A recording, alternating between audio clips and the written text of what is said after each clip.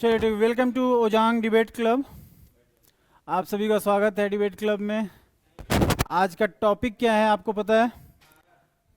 Topic आपको पहले ही दिया गया था। आज का टॉपिक है ह्यूमन रिसोर्सेज अपॉर्चुनिटी और adversity for India and it's economy. मतलब कि इंडिया और उसके इकोनॉमी के लिए यहाँ जो ह्यूमन रिसोर्स अवेलेबल है, जिसको आप निगेट भी कर सकते हैं कि ये ह्यूमन रिसोर्स हमारे लिए अपॉर्चुनिटी है इंडिया के लिए या एडवर्सिटी है। अब आपका जो भी मत होगा वो आप आएंगे यहाँ बताएंगे। और इसमें 3 बातें मैंने आपको बताई थी। टाइम लिमिट है, within that time limit you have to complete your debate, पहली बात। दूसरी बात कि आप या तो निगेट कर सकते हैं, या अपॉर्चुनिटी आपको दिख रही है या एडवर्सिटी जो भी दिख रही है वो उसको आप सपोर्ट करिए अपने स्टेटमेंट से। तीसरी बात कि आप क्वेश्चंस लिख लीजिएगा। जो भी सुनने वाले जो लिसनर हैं वो उस डिबेट से रिलेटेड क्वेश्चंस तैयार कर लेंगे। लास्ट जो हमारा सेशन होगा वो क्वेश्चन आंसर सेशन होगा। आप वो क्वेश्चन उस डिबेटर के नाम से अराइज करेंगे कि मेरा क्वेश्चन इनसे है, ठीक ना? ये 3 पॉइंट्स थे। तो पहला डिबेटर हमारा कौन है? नहीं, पहले Sushmita.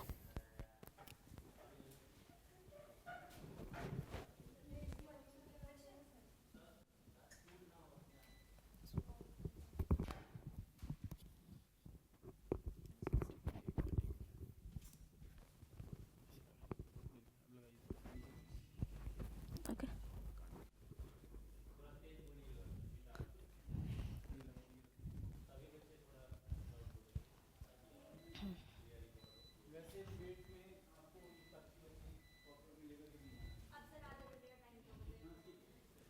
Good morning. Good morning to respected teachers and my dear friends. Today topic is about human resource development by development of the economy. So what is human resource? Human resource are human. Human has skill, knowledge and technology to develop the economic development to by human resource. So human resource has ability by mental and physical and quantity. By that, for human resource to develop, by that first is education, skill and proper health. So the opportunities of the opportunities of the human resources are: first is by employment opportunity. By increasing the employment opportunity by their skill, they will get more opportunity to develop the human resource. And next is education. If the proper education is there, then the human resource will develop by their automatic in the skill. And the more increasing of the service sector, by the increasing of the service sector, the people who are in the skill, they will get more opportunity to work. So and adversity, it is our difficulties to human resource which the people are facing by the decreasing of the economy. By rapid population growth, by increasing of the population, many people are unemployment by their skill. And income inequality, the people are by in case of education and industry, people are different by the education, the income, and the people are who are working in the industries, the work is different. By that they get differences in employment opportunities. And skill mismatch, if the people are more educated, they get more opportunity to do the different works. For any proper work to increase the human resources, the people are who are less education by any reason, they will get less work to be employment opportunities to do that. Thank you so much, sir.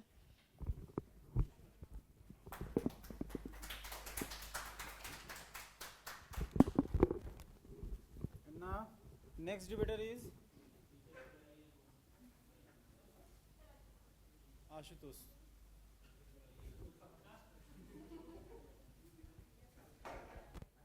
You have to stick to your opinion and your topic, ठीक ना? आप इधर उधर ज्यादा मत भटकिएगा। आइए।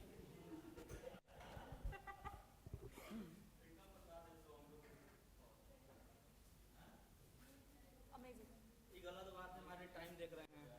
सबके लिए टाइम।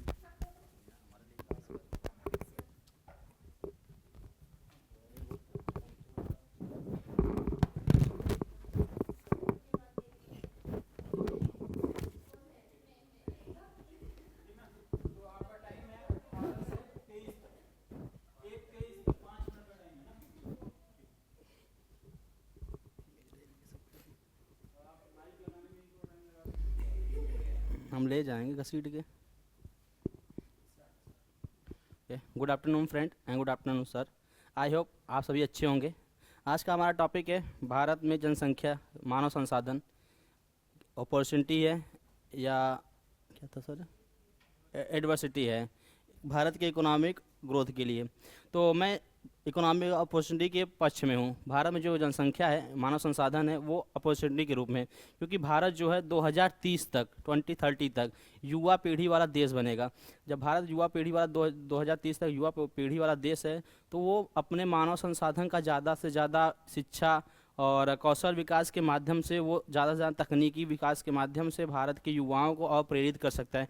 क्योंकि जो भारत का युवा पीढ़ी है, उसकी डिमांड कई सारे देशों में है। आईटी सेक्टर में, ऑयल रिफाइनरी में, जैसे एग्जांपल लीजिए यूएई में, दुबई में, कनाडा में, अमेरिका में। यहाँ क्या है, भारत की युवाओं की आवश्यकताएँ हैं। जब भारत के युवा बाहर जाएंगे तो उनका क्या होगा कि भारत में जो रेमिटेंस आएंगे विदेश से, तो वो ज़्यादा बढ़ेगा, जीएनपी बढ़ेगा। जब देश की जीएनपी बढ़ेगी तो जिससे उनकी भारत की इकोनॉमिक बूस्ट होगी। दूसरा कहना कि भारत जो है एक डेमोग्राफिक डिविडेंट है। यहाँ ज़्यादा से ज़्यादा यूथ हैं। अगर यूथ कौशल और विकास नहीं विकसित नहीं है, शिक्षा में या अपने कौशल में विकसित नहीं है, तो युवा जो है अपने आप को सक्षम नहीं बना पाएगा। जैसे हम बात करेंगे, भारत जब इंफ्रास्ट्रक्चर में डेवलपमेंट कर रहा है, जब भारत निवेश कर रहा है इंफ्रास्ट्रक्चर में, तो युवाएं क्या है, उसमें रोजगार के रूप में आ रहे हैं। जब रोजगार के रूप में आएंगे, स्वतः प्रेरित होंगे तो वाणिज्यवाद की ओर जाएंगे। जब वाणिज्यवाद की ओर जाएंगे तो वो आप खुद कार्य करेंगे और दूसरे अन्य मानव को भी, अन्य जनसंख्या वृद्धि होगी, फिर उसके बाद मानव का भी उपयोग करेंगे। जिससे क्या होगा कि भारत की हर रोजगार जो बेरोजगार है उसको रोजगार मिलेगा। जब रोजगार मिलेगा तो वो धीरे कुछ ना कुछ भारत के जीडीपी में योगदान अपना देंगे। जब योगदान अपना देंगे तो भारत के जो जीडीपी है, इकोनॉमिक ग्रोथ है, इसमें सब विकास का योगदान देंगे। अगर भारत की बात करें तो भारत जो है अगर इंफ्रास्ट्रक्चर क्रिएट कर रहा है तो वो ट्रिपल इफेक्ट ऑफ इकोनॉमिक, मतलब ट्रिपल इफेक्ट डालता है अर्थव्यवस्था पे, ट्रिपल इफेक्ट डालता है। जैसे हम भारत की बात करें, भारत अगर 1% भी जीडीपी पे इंक्रीज करता है तो 9,000 करोड़ लोग भारत के सिक्योरिटी नेट में आ जाएंगे। जब 9,000 सिक्योरिटी लोग आ जाएंगे तो ट्रिपल टाइम करेंगे तो 27 करोड़ लोग भारत के नेट सिक्योरिटी में आएंगे। तो हमारे भारत के 27 करोड़ जनता को क्या मिल जाएगा, रोजगार मिल जाएगा। जब उनको रोजगार मिल जाएगा तो भारत के जीडीपी में इंक्रीज करेंगे। अगर हमारे भारत में एक यही है कि इसका एक निगेटिव एस्पेक्ट यही होगा कि भारत में आवर रिसोर्सेज आर लिमिटेड, हमारे संसाधन जो है सीमित हैं, लेकिन हमारे जो आवश्यकताएं हैं वो अधिक हैं। तो हमें क्या करना चाहिए, ऑप्टिमम यूज करना, अपने जो संसाधन है उसका ऑप्टिमम यूटिलाइजेशन करना चाहिए। अब बाकी हो गया सर, आज आपके कहने का थैंक यू। आज आप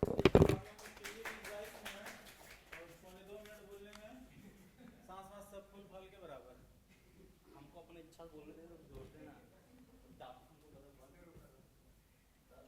5 मिनट का टाइम है, तो कम से कम ये एक अच्छी बात होती है डिबेट के लिए कि आप विद इन टाइम कंप्लीट करें, लेकिन टाइम से पहले भी नहीं करना होता। इसका मतलब ये हुआ कि आपके पास टॉपिक ही नहीं है बोलने को, आपके पास पॉइंट्स ही नहीं है। तो जो टाइम है होता है उसके आसपास तक पहुंचिए आप। 5 मिनट है तो 4:59 पर ख़त्म करिए, तब तो बहुत ही परफेक्ट हैं। लेकिन 4:50, 4:45 तक तो जाइए, 5:15 तक तो जाइए कम से कम, ठीक ना। तो नेक्स्ट डिबेटर कौन है? आशुतोष के बाद अंजलि, भक्ति को आ जाएंगे। ये भक्ति हैं, और ये आप क्या कहना चाह रही हैं, ये एडवर्सिटी है या ये अपॉर्चुनिटी है? भक्ति के हिसाब से ये जो ह्यूमन रिसोर्स है यहाँ पर इंडिया में, ये इंडियन इकोनॉमी के लिए अपॉर्चुनिटी है।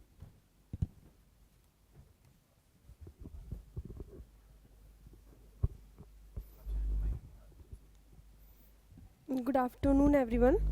I would like to present my points on human resource as an opportunity because India is a country with higher population in youth. According to the facts, India has a potential that 15 to 59 years of age age year people are present, which is approximately 62.5% of the total population. And this age people will reach to the peak of the peak of its number till 2036. So India has an immense potential in human resources. After that, we need to know that what is human resource in economic context. Human resource in economic context means healthy, skilled and educated manpower, which can be achieved through human resource development. Now, human resource development will lead to increase in developmental work, a sustainable use of resources, which can increase the living standard of population and helps in development of capital formation. The development of human resource will in economic context will lead to increase in per capita income, decrease in magnitude and rate of unemployment, and can become and can act as a potential for taking out the people above the poverty line. So rather than considering human resource as an adversity, there are some challenges. If we overcome that challenges, the human resource is a potential opportunity for India's economic development. Now, according to the World Bank Group, it estimated that India needs skilled population for economic growth, in which the major challenges is that the female population and malnutrition in children in youth population of India. So according to the data, 38.7% of children are malnourished, and in context of female workforce, 15 million female workforce is neither skilled or neither taking an education. So developing on nutrition and female inclusion in economic context, and rather including them with their skill development, India can reach to the human resource opportunity. The various missions undertaken are Skill India mission or Strive mission, under which skill training is provided for industrial value enhancement, and the education and skill development of vulnerable groups of society are also taken in consideration. So according to me, human resource is a potential opportunity. It should not be considered as an adversity, rather the challenges should be overcome so that it can help in development of overall India.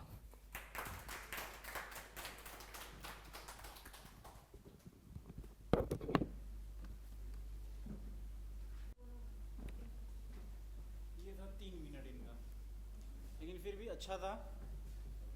इन्होंने काफ़ी बेबाकी से अपने points रखे।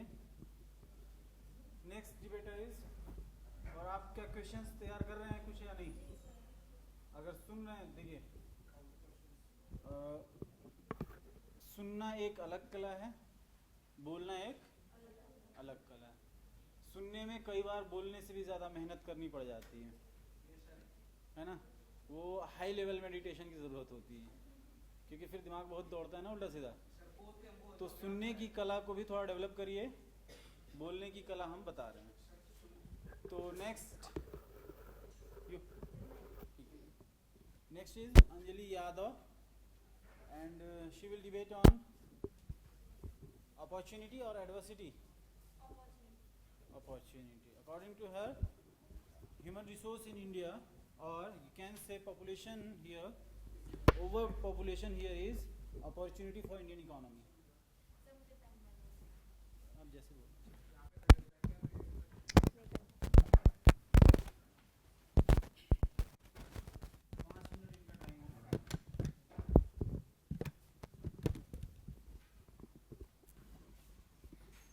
Greetings to one and all present here. I am Anjali Yadav from Gurukul batch.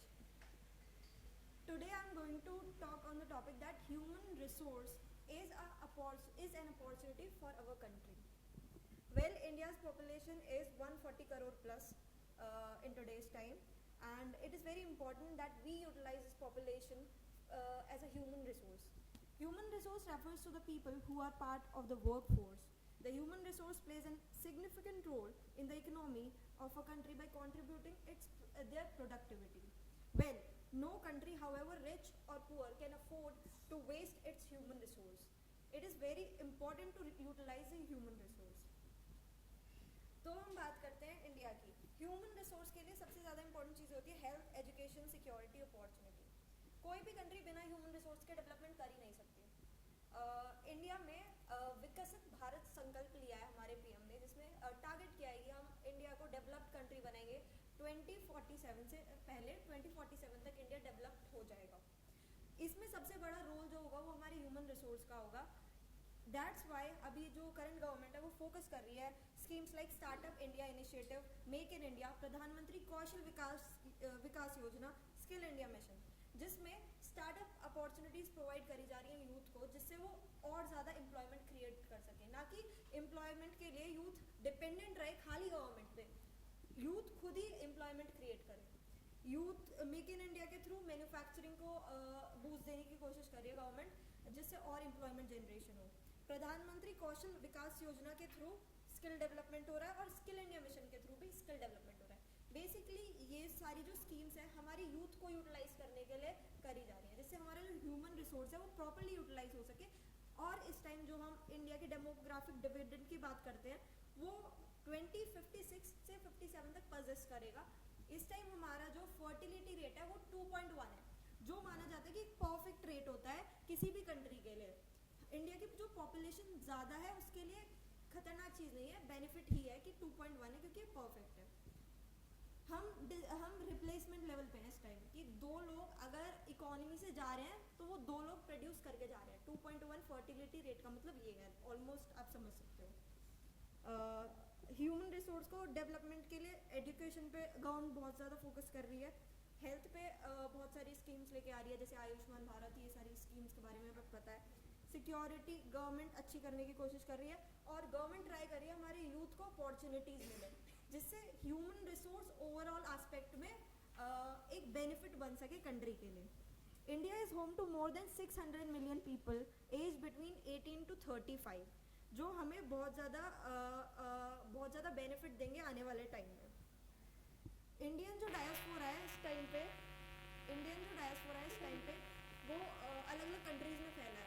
ये diaspora, ये human resource economic level पे तो help कर ही रहा है, पर जियो पॉलिटिक्स में इंडिया को एक एज दे रहा है बाकी सारी कंट्रीज़ पे। And that's why I feel human resource जो है इंडिया का वो अपॉर्चुनिटी है इंडिया के लिए आने वाले टाइम में, बिकॉज इंडिया को डेवलप्ड बनना है 2047 से पहले। Thank you.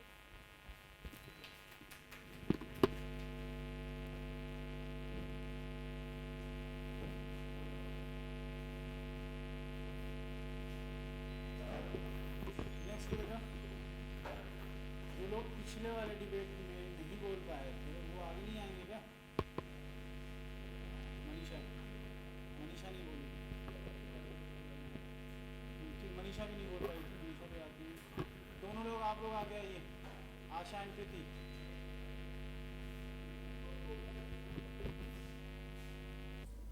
क्वेश्चंस हमें चाहिए, हर डिबेटर से एक क्वेश्चन पूछा जाना होना चाहिए।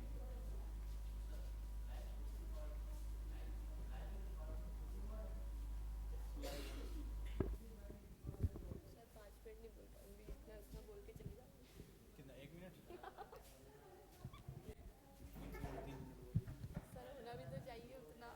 टाइम दिया गया है ना बराबर। नहीं सर, मैंने निकाला, वो सबने बोल दिया। कोई बात नहीं, आप अपने पॉइंट, ये कोई जरूरी नहीं है कि सबने अपने पॉइंट्स रख दिए तो आप उस पॉइंट को रिपीट। तूने बोल दिया मेरे। Hello hello.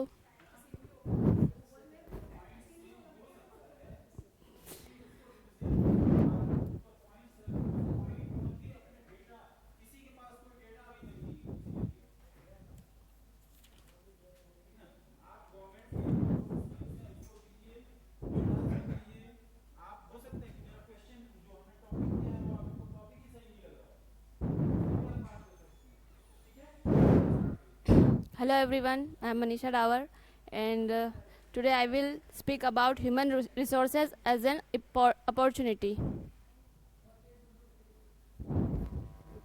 ठीक है, ऊपर करूँ। मैं आज human resources as an opportunity पर बोलूँगी। What is human resources? healthy, educated and skilled manpower is called human resources.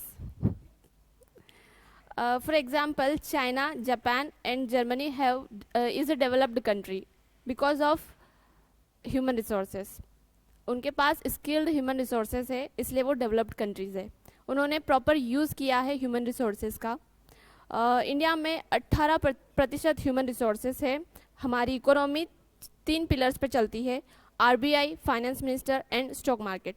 हम एक चौथा पिलर भी बना सकते हैं जिसे हम कह सकते हैं human resources economic model. People जो एम्प्लॉयड इन ऑर्गेनाइज सेक्टर, जो ऑर्गेनाइज सेक्टर में जो लोग काम कर रहे हैं वो कंट्रीब्यूट करते हैं डायरेक्ट टैक्सेस में, और जो अनऑर्गेनाइज सेक्टर में काम कर रहे हैं वो कंट्रीब्यूट करते हैं इनडायरेक्टली इकोनॉमी में. जो पब्लिक सर्विसेज में इन्वॉल्व है वो स्मूथली फंक्शनिंग कर रहे हैं गवर्नमेंट को, और जो स्टूडेंट्स एजुकेशन प्राप्त कर रहे हैं वो एज अ फॉर्म हो रहे हैं फ्यूचर एचआर के रूप में, फ्यूचर ह्यूमन रिसोर्सेज के रूप में. इंडिया में जो डेमोग्राफिक डिविडेंड है उसकी वर्किंग एज है 15 to 59 ईयर्स, जिसमें से 27.5% यूथ है. इन्हें हमें स्किल्ड करना है, और more than 64% of Indian population में ट्रेमेंडियस पोटेंशियल है ह्यूमन रिसोर्सेज का. by creating additional employment, we will get the growth in economic development. How can we get economic growth? जैसे creating entrepreneurs by Startup India, and creation of more jobs, and by skilling our population through Skill India. Skill India के through हमने 40 crore people को skill किया है, skill provide की है. And we must have focus on creating rural employment opportunities, and इसी तरह से हम इम्प्रूव कर पाएंगे इकोनॉमिक ग्रोथ में. Thank you. हाय, क्या आप भी आईएएस की तैयारी करना चाहते हैं? क्या आप पीसीएस की तैयारी करना चाहते हैं? बहुत दिनों से आप स्ट्रगल कर रहे हैं, लेकिन इसके बावजूद भी आपको सफलता नहीं मिली. भागदौड़ करने के बावजूद भी आपको कोई सॉल्यूशन नहीं मिल रहा. सिर्फ आपका टेंशन बढ़ रहा है, आपका पेशेंस जवाब दे रहा है. इसी टेंशन को दूर करने और आपकी हर एक समस्या का समाधान लेकर आए हम, यानी ओजांग गुरुकुल कैंपस. यहां हम आपको सिखाएंगे आईएएस और पीसीएस जैसे एग्जाम की तैयारी कैसे आसान तरीके से की जाती है, कैसे डिसिप्लिन फॉलो किया जाता है, कैसे अनुशासन रखा जाता है. अगर आप भी चाहते हैं हम आईएएस और पीसीएस बने और अपनी जिंदगी के सारे सपने पूरे करें, तो अभी ज्वाइन करें Ojaank Gurukul campus. Because when we support the word selfless, the whole universe will support you endlessly.